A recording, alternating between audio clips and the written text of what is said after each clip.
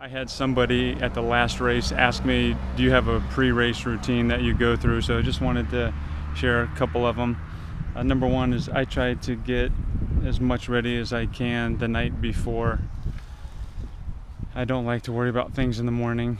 I like to get there about hour and a half, 60 to 90 minutes before race start. Get transitioned up.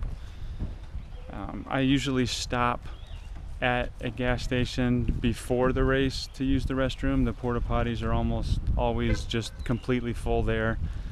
And you know, if it's a bigger race like an Ironman event or USAT national championships or something, then all the waves usually have time to use the porta potties. But get all my liquids ready, get all my gels ready, have them taped on my bike, have the bike full.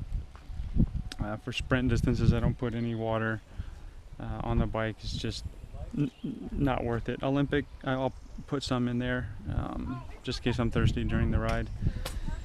I'll pump my tires up at the car like I have here. I don't like to go into transition. I like to have my own pump if I can. Get that ready. If it's cold the night before when you pump it and it's going to be a hot day the next day, just be careful of your tire pressure, because you can blow tires with the temperature change.